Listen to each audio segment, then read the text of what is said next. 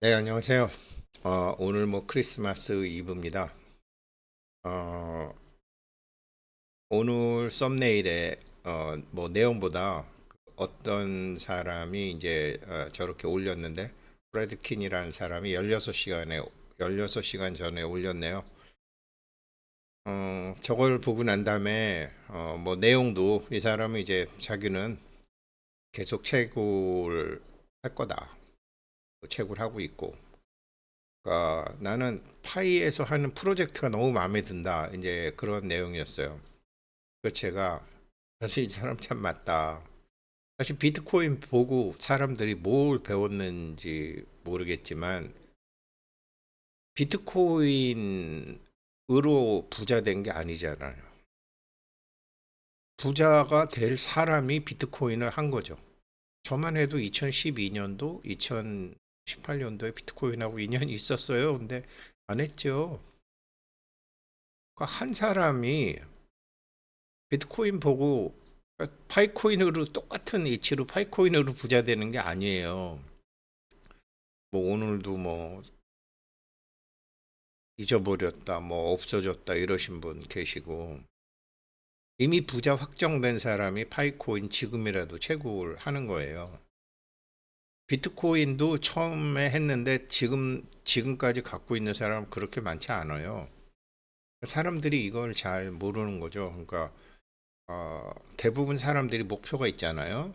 저도 이제 뭐 나이가 들어가지고 이런 거 저런 거 한번 생각을 해보면 목표가 있는데 목표를 보고 사는 사람이 있고요. 자기 생각이 이미 목표에 와 있는 사람이 있어요. 그러면 어떻게 되느냐?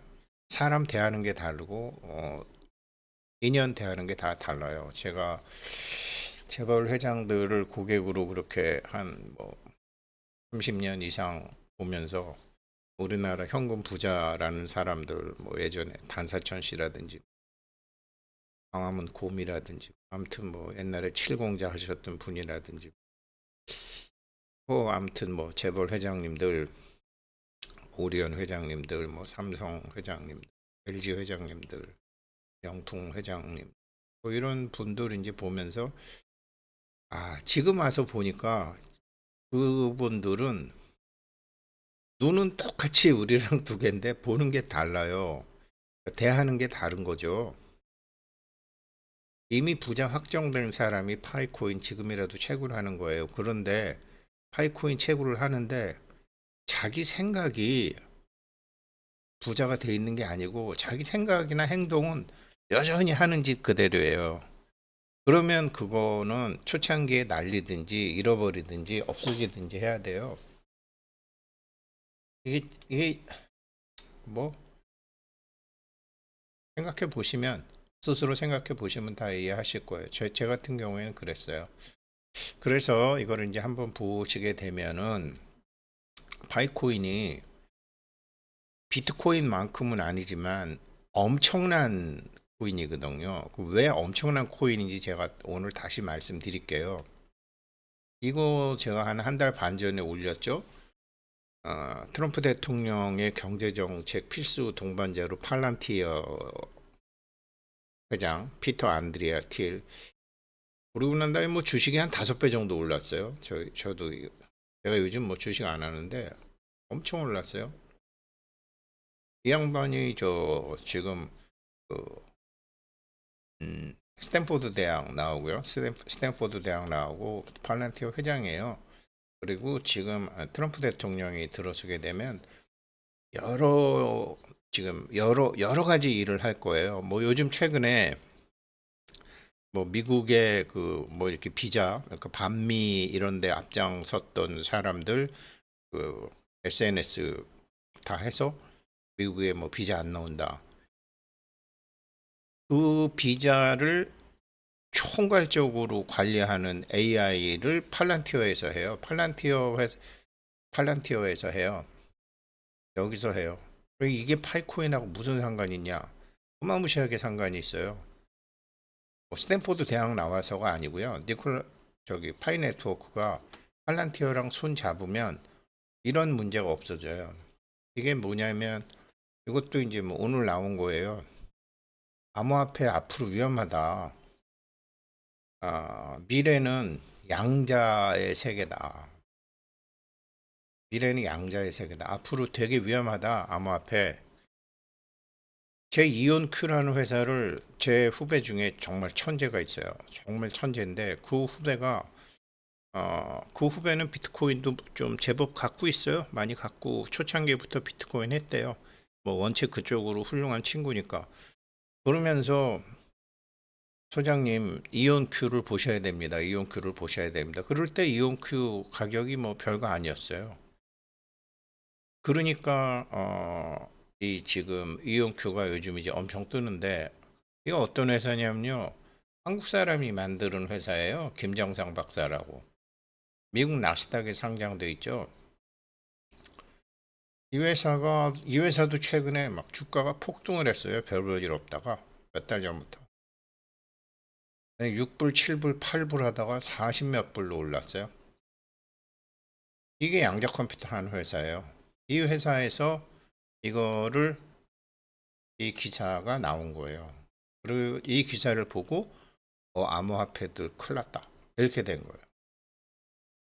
제 후배도 비트코인 몇 개 갖고 있는 것 같던데 근데 그 친구는 일찌감치 이온큐에 대한 걸 알고 있었기 때문에 현명하게 잘 해갈 수 있을 거예요.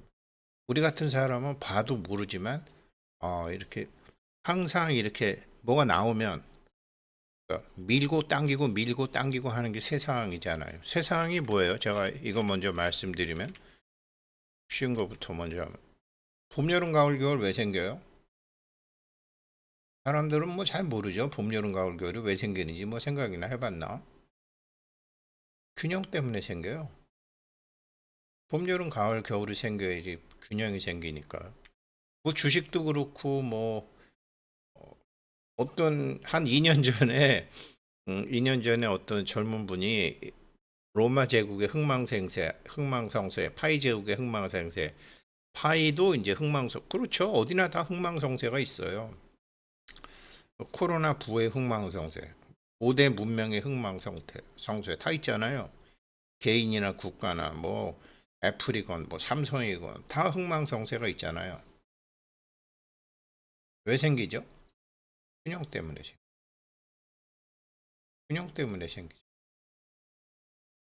그러면 그러면 이 양자 컴퓨터 시대에 자기가 부자가 되려면 어떻게 해야 돼요?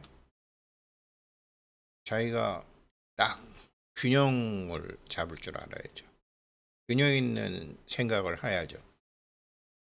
그래서 이게 지금 나왔는데 그래서 김정상 박사가 하는 거예요. 저도 뭐 몇 년 전에 현재 후배가 얘기해줘서 알았어요.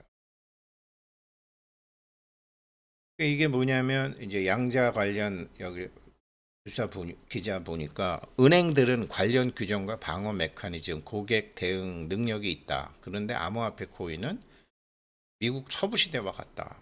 암호화폐 지갑에서 당하더라도 환불받지 못한다.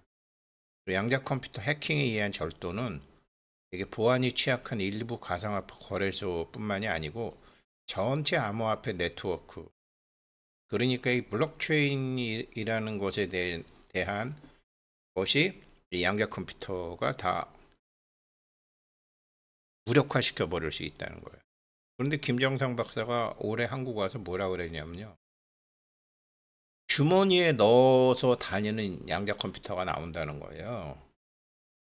해킹도 너무 쉽죠. 그러니까 저도 하이코인 뭐 잃어버렸습니다. 뭐 이러면 제가 뭐 어떻게 하세요? 뭐 알람 신청하세요. 왜 그러냐면 너무 쉬워서 가르쳐 주면은 해커도 아닌 사람들이 해커 할 수 있고 또 자녀들이 엄마, 아버지, 할아버지, 할머니 거들 그냥 가져가기가 너무 쉬워. 너무 쉬워요. 그래서 얘기 안 하는 거예요. 이제 양자 컴퓨터가 몇 년 안 있으면 몇 년 뭐 여기서 이렇게 나가면은요 똑같이 또 다른 데서도 오거든요. 지금 이런 게 나온 거예요. 그러면 이거를 파이코인은 고객 대응 능력이 있는 것일까? 있어요. 파이코인은 있어요. 그거를 미리 알고 있는 것도 같아요. 왜 그러냐면 파이코인이 제가 여기 이 회사 말씀드렸잖아요. 팔란티어. 팔란티어가 뭐냐면요. 팔란티어 제가 말씀드렸죠. 있다. 파이코인은 absolutely 있다. 그래서 양자 컴퓨터가 생겨도 파이코인은 사실은 수혜를 보면 받지 숫자가 많으니까 뭐 비트코인처럼 뭐 그렇게 뭐 가격이 많이 올라가지는 못했지만 틀림없이 있다. 파이코인은 있어요. 그 왜 있냐면요. 이게 팔란티어라는 게 뭐냐면 이게 제 반지의 제왕에 나오는 천리안이거든요. 이게 천리안. 간달프가 미래를 다 보는 거죠. 미래를 다 보고 뭐 세상 모든 일을 다 보는 거죠. 이게 팔란티어 주가예요. 아까 이온큐처럼 주가가 뭐 엄청나게 올라갔죠. 엄청나게 올라. 근데 이 팔란티어라는 회사가요. 이게 뭐 하는 회사냐면 이게 데이터 회사가 아니에요. 데이터 회사가 아니에요. 이렇게 여러 가지 이런 쪼개져 있는 정보와 정보 사이의 연관 관계를 찾아가지고 딱 이렇게 이제 어떤 답을 딱 내놓는 거죠. 그래서 뭐 요즘 반미 시위 같은 거 자기 SNS나 이메일 같은 거 많이 해서 미국에 반대되는 사람은 비자 안 준다. 뭐 CIA가 할 일 없냐? 그따위 짓하게. CIA가 하는 게 아니에요. 팔란티어가 하는 거예요. 근데 제가 며칠 전에 보여드렸다시피 사람들이 뭐 자기 SNS 계정에 언제 어디서 뭐 했다라는 걸 그냥 다 올려버리니까 그거를 하는 데가 팔란티어예요. 천리 아니에요. 사람이 하는 게 아니라 주가도 엄청나게 올라가고 이게 파이코인하고 무슨 상관이 있느냐 지금 이제 그 말씀을 드릴 건데 얘네 보면 이게 이제 팔란티어의 비즈니스 모델이에요. 우리 회사는 그 데이터 브로커 뭐 데이터를 해서 어디다 팔아먹거나 데이터 갖고서 뭐 이렇게 데이터가 개인 데이터 갖고 장사해서 하지 않는다. 거진 공공기업처럼 하거든요. 그러니까 개인 데이터를 수집하거나 저장하거나 판매하지 않아요. 파이네트워크 데이터를 얘네들이 가져가진 않아요. 그런데 파이네트워크가 팔란티어랑 계약을 했다. 만약 계약을 하게 되면 파이네트워크가 이제 지갑에 마이그레이션 된 다음에 예를 들어서 해킹을 당했다. 해킹을 당했다. 그러면 이게 어디로 가 있는지 팔란티어랑 계약만 맺으면 다 찾을 수 있어요. 다른 암호화폐는 이걸 못 찾아요. 왜 그러냐면 파이네트워크는 파이코인은 몇 월 며칠 몇 시에 어떤 사람이 어떤 핸드폰으로 한국에서 필리핀에서 미국에서 자기가 생성한 코인의 일련 번호가 있어요. 제가 계속 말씀드리지만 화폐의 일련 번호 같은 게 파이코인에 있다고요. 이게 어디에서 훔쳐져서 어디로 갔는지가 팔란티어랑 계약하면은 그냥 돼요. 아까 여기서 얘기한 대로 양자 컴퓨터 관련 보안 스타트업 QCQ 스킵산제리가 은행들은 관련 규정 및 방어 메커니즘 고객 대응 능력이 있는 반면 암호화폐들은 미국 서부 시대와 같다. 먼저 보면 임자다. 근데 이 관련 규정과 방어 메커니즘과 고객 대응 능력이 파이코인은 있어요. 지금 이 살벌한 KYC 때문에. 있어요. 물론 한국에서 이 법정화폐도 뭐 마약 거래하는데도 법정화폐 쓰이고 불법으로 하는데도 쓰이고 다 쓰여요. 다 쓰이는데 문제가 되면 다 추적이 가능하잖아요. 근데 기존 암호화폐들은 그게 안 되거든. 근데 파이코인은 그게 돼요. 일련 번호가 있기 때문에. 그럼 추적은 누가 하냐? 그러면은 이 저기 뭐 디센트럴라이즈가 안 한다라는 소리냐? 아니죠. 그 네트워크를, 그러니까 이게 증권이냐 상품이냐 이거 갖고 지금 미국에서도 막 따지는 게, 개인 지갑에 문제가 있을 경우에는 팔란티어랑 계약을 맺게 되면 팔란티어에서 자기네들이 인공지능으로 몇 번 파이코인은 어느 지갑에서 어디로 움직여졌다라는 게 다 나오는 거죠. 이게 팔란티어가 하는 일이에요. 그러니까 방어 메커니즘과 고객 대응 능력이 있어요. 확실하게 있어요. 그래서 파이코인은 각국의 제2의 화폐로 쓰일 확률이 굉장히 높다라고 하는 거예요. 양자 컴퓨터가 나와도 그게 있는 거예요. 파이코인은. 그래서 제가 진작부터 이 사람들이 그 말씀드렸는데, 그러면 이게 어떻게 되냐면 어, 이렇게 되는 거죠. 파이코인. 팔란티어는 그냥 소프트웨어 회사다. 소프트웨어 회사다. 이거는 뭐 여기서 자세히 제가 설명할 필요 없고, 여기서 그러니까 지금 이제 자기네 소프트웨어는 이제 합법적으로 통계하고 있는 데이터를 효과적으로 관리해 줄 수 있다. 그래서 이런 플랫폼은 세계에서 가장 민감하고 안전한 정보 환경에서 사용되므로 세계 수준의 데이터 보호 및 거버넌스가 필요하다. 이 페이스북이 팔란티어랑 계약을 맺고 있어요. 그래서 페이스북은 매우 강력한 정보 보안 기록을 보유하고 있다. 팔란티어에서 하니까. 지금 파이코인 해보시는 분 아시잖아요. 전화번호 인증이나 페이스북 인증이에요. 특히 요즘은 이 라이브니스 체크하거나 비밀번호 바꿀 때 전화번호 요즘 잘 안 되면 페이스북으로 하잖아요. 지갑 새로 만들 때. 왜 페이스북일까? 팔란티어에서 전부 관리하고 있으니까. 그래서 페이스북하고 니콜라스하고 관련도 있었고, 저커버가 페이스북 뭐 강의도 들었다고 하고, 뭐 약간의 좀 정보 때문에 그래서 아마 페이스북이 리브라라는 코인을 만들었다가 못한 것까지도 파이코인은 할 거예요. 하고 은행처럼 관리 규정도 있고 고객 보호 규정도 있고 방어 시스템도 있어요. 그게 무식하게 막 파이어월을 설치하고 D 앱을 안 하고 하는 게 아니에요. 팔란티어랑 계약만 맺으면 돼요. 이 팔란티어에서 다 하는 거예요. 그러니까 고객 데이터와 관련해서 우리는 데이터 관리자가 아니에요. 데이터 처리만 해주는 거예요. 이렇게 얘기하잖아요. 그러니까 소프트웨어 서비스는 자기 제품의 라이스를 비유한 조직의 지시에 따라 사용된다. 그러니까 미국 CIA에서 지금 이 사람 비자 내주면 안 되겠네. 위험하다라는 거를 미국 CIA에서 하는 게 아니라 미국 CIA에서 하는 게 아니죠. 미국 국토관리부에서 하는 거죠. 미국 국토관리부에서 하는 건데, 이거를 CIA에서 EFTA인가 뭐 이스타인가 있잖아요. 근데 이스타는 거를 이스타에서 직원을 뽑아서 아니냐? 아니에요. 팔란티어에다가 하는 거예요. 그러면 팔란티어에서 그 사람 이메일, 그 사람 뭐 문자 메시지, 그 사람 SNS 이런 거 다 보고 나서 이 사람 좀 위험한데 이러면은 비자 안 내준다라는 거죠. 심지어는 이제 불법으로 입국한 사람들 다 쫓아낸다라는 거죠. 이 사람들하고 계약만 맺게 되면 파이코인은 나중에라도 지갑에서 누가 털렸으면 이 털린 게